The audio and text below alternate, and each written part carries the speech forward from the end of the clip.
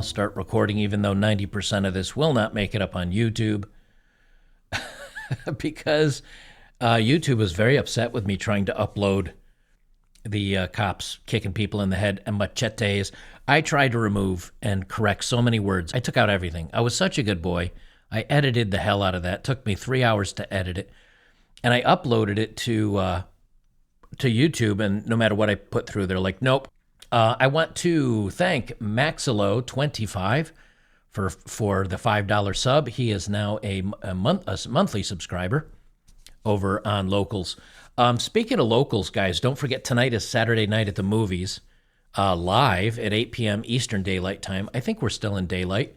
Tonight we're going to be doing They Will Be Blood, which is a masterclass in acting. But since it's such a quiet movie, we'll talk about topics. Hello there. And we'll share memes. We'll have some laughs. And then we'll watch the 1984, I think it is, Hard Bodies, which is a horrible movie with lots of 80s movies because, 80s were great. And you younger pups might not know this, but I was a full-blooded teen in the 1980s. And what was awesome about the 80s movies is they're like, hey, we need to show titties in a movie. And they're like, okay, what should we write the movie about? And then they'd find up a story. They'd write up some stupid story just for an excuse to show titties. They weren't great movies, but to a young joker that was in his early teens, they were some of my favorite movies. And you had good action movies, which you don't have anymore.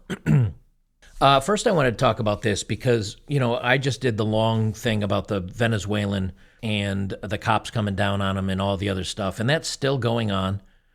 A lot of, ironically, the Maduro was like, the America's sending the CIA down here to agitate everybody. And then, of course, the United States comes out and they say, we don't recognize as Maduro as the leader of Venezuela. And I'm like, maybe Maduro's actually onto something. Maybe he's actually right. And the U.S. is backing the coup in Venezuela. That would not surprise me. We've done it before, and we've done it far worse. I'm not going to make today's stream too long just because my voice, I got to save a little bit for tonight for the movies. And my voice has really been like, dude, what are you doing? Because I'm talking 2 and 3 hours a day. So I got to take it a little bit easier. So anyway, California explores socialist takeover of its oil refineries. If you guys remember what I said a few days ago, everything ties together. Everything, there's this big undercurrent, and when one thing happens, 3 other things might be happening in the background. If you guys remember, I talked about in the news when I was talking about the economy and stuff, that Chevron is leaving California for Texas because of the 8% tax rate and all the penalties and everything that California is putting on the gas industry.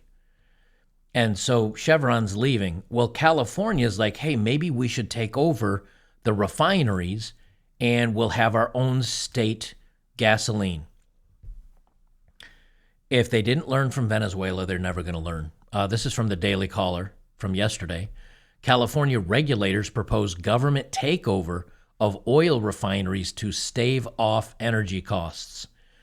So for some reason, the government thinks, those greedy capitalists will show you, and it's going to turn out just like it did in Venezuela. Let me zoom up the print on this a little bit if you want to read along. California regulators have proposed a variety of government intrusions into the petroleum industry in order to combat future energy price surges, according to a report released Thursday by the California Energy Commission. As the Golden State continues to pursue its green agenda, the CEC expects some of the California's 9 oil refineries to be shuttered due to falling demand, which would give the remaining refineries increased pricing power and raise the possibility of a surge in gas prices, the study concluded. To solve this problem, the commission proposed a variety of government interventions, including expanded regulation on private refineries, the establishment of state-owned refineries, and an increase in imports. Now, this goes to show you again how stupid California is, because those refineries don't just, more than likely, I mean, I have to take a guess because I didn't look up this data, but those refineries probably also supply Nevada. They probably supply Washington, maybe Oregon, maybe Idaho, maybe even as far out as Colorado, Arizona, New Mexico. They don't know, and they're just like, well, if they close the refineries, gas prices will go up, and we've got to keep on this Green New Deal, even though the vast majority of people can't afford electric cars. And if you're like me, I drive cars for 20 years, so yeah, I may have a couple of newer vehicles, like my SUV is 2 years old now. I'm going to hold on to that thing forever. So, and they don't have the power grid because they have to put in so many massive batteries to have enough electricity to cover the nighttime. And during the day, with everybody getting their air conditioners turned on and trying to charge up their cars, they don't have enough energy for that. So they get brownouts. California's famous for this. So this is putting the cart ahead of the horse, so to speak, that they're trying to force all these things to happen. And the people's economy and their budgets and the price of electric cars and the power grid in California, none of it is prepared for any of this. The deployment of ZEV, zero-emission vehicles, and a robust mass transit system are critical for achieving the state's climate goals, reducing air pollution, and eventually eliminating dependence on the volatile global petroleum markets. As demand for gasoline shrinks, refineries may close or convert to processing clean transportation fuels, the report states. This will lead to fewer gasoline refineries with increased market concentration and associated market problems that often accompany it. Here's the problem they have. They say here they need to build a robust mass transit system. Well, let's, and I guess I can close this, but Chevron, after 145 years, leaves in California, is relocating to Texas.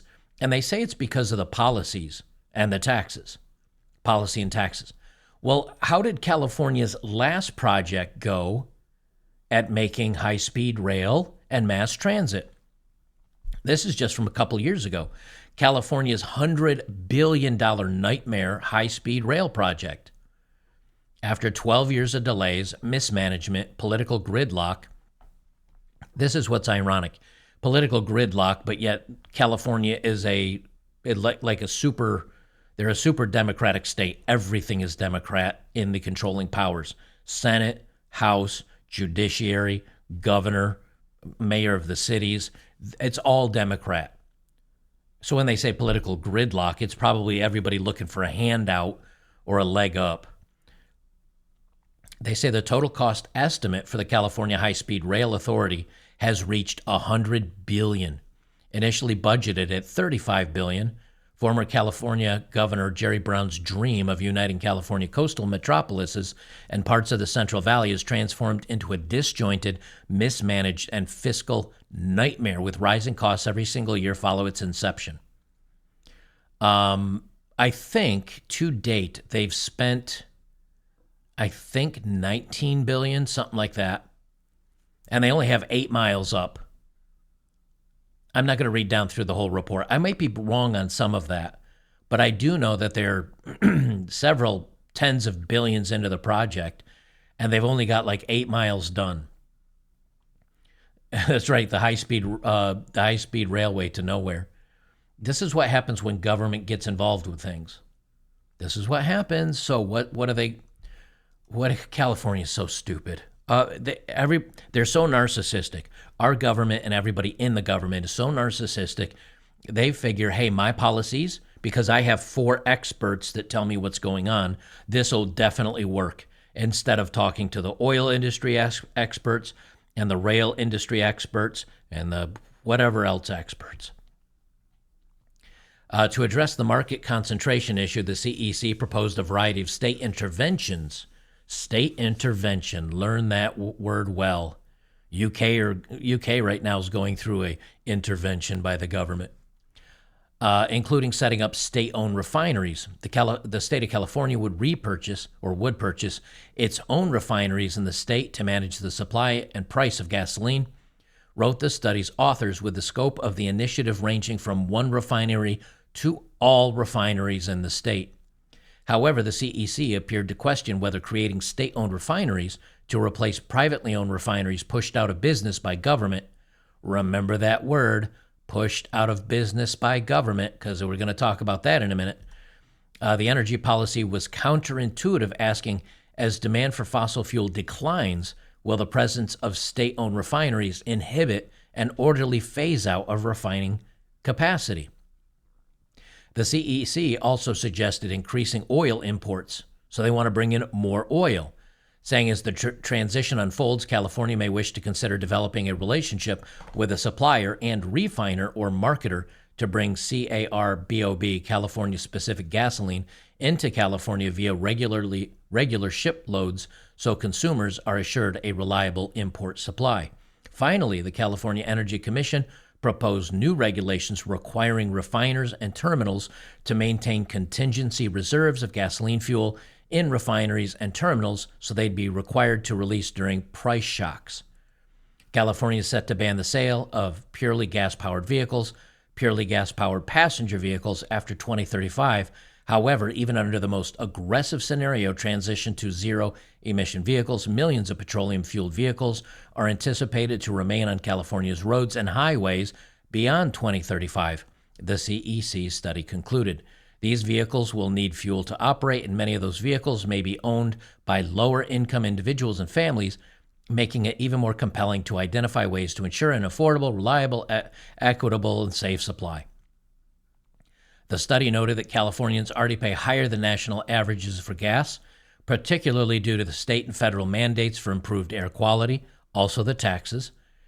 In 2022, after energy prices surged following the onset of the Russian-Ukraine war, wholesale gasoline prices in California spiked to $6.21 a gallon, $2.61 higher than the U.S. average. This is what happens when government gets involved. This is what happens when government gets involved. And they're talking about now having a state takeover. What happened when Venezuela did it? Chavez, this is 2007, which sounds like a long time ago. It's 17 years. But for most of us that are a little bit older, and for those of you that are definitely younger, the last 17 years went by in a blink of an eye. I mean, if you think about it, Obama was president in 2008, was elected president in 2008. So it doesn't take that long. So Chavez finishes nationalizing the Venezuela oil. And then just a couple of years later, no, this is 2023, not a couple of years. Sorry, I take that back. Do they have here it is. This is what I wanted to read. Venezuela's oil production reached an all-time high in 1970. Between 1970 and 85, production started falling off by 50% because they started pushing out companies. But then they brought American companies back in, and then they ended up kicking all the American suppliers back out. And so they, let me open this tab. You can see here Venezuela nationalizes the oil industry, and there was a brief recovery right until 1997, and then Hugo Chavez elected president, and then the expropriation where they kicked out all the American companies and basically took over their refineries, took over all the oil and gas production, and now you can see it fell off a cliff. That's what happened when they privatized, they took it out of private hands or public companies and put it into the government's hands. It happens the same as always. As a matter of fact, we did it here in the United States. We had petroleum reserves, and we were coming up on election time, and Biden said, hey, let's release all these gallons of petroleum and gasoline reserves, which are usually held for wartime. He said, let's release all of this so we can bring the price of gas down right before an election year so it looks good on me. And this was right before the midterm elections, and the Democrats ended up doing much better than expected. Well, now we have no reserves. The government, once they can control things, will do what benefits them the best, whether it's what makes them look the best for re-election, what makes them the most money. Look what we've done. We don't even have the money, and we're $35 trillion in debt. So, of course, if there's something they can do that will temporarily make things good, then they'll do it. Well, after nationalizing it, Venezuela's down to one working refinery as the lines waiting for gas grow. People in a country that can produce and has the most oil producing capacity in the world had gas lines sometimes that were a week long from a company that makes oil, or from a country that makes oil and gas. It's like the dumbest thing ever. And then just shortly after, top Venezuela refinery is at 34% of capacity. And the reason why everything fell off so much is because they didn't have the knowledge, they didn't have the people, they didn't have the capacity to fix, repair. They didn't spend money to upgrade things because they said, we're a little tight on money. Let's just run things a little bit longer. And they milked the cow until the cow was expired. And that's what put them in such a hard time. And now they don't have the knowledge and the wherewithal and the experience to actually come back in and fix things and get things running again. And the private corporations won't touch Venezuela with a 100-foot pole because the setups that they had in the refineries and the extractors and the oil wells or the oil drills, everything they had, the Venezuelan government took it from private corporations. So now, even though they did get reimbursed by the Venezuelan government at some point, not for 100% of what they were worth, obviously, the private companies will say, no, you're on your own. Like, we're not coming back. Forget about it. And that's what happens. So now you're going to see that California wants to go right down the same path that Venezuela did, and it's going to fail because Texas will probably expand to fill in the markets that California is leaving behind because California can't help but overcharging people.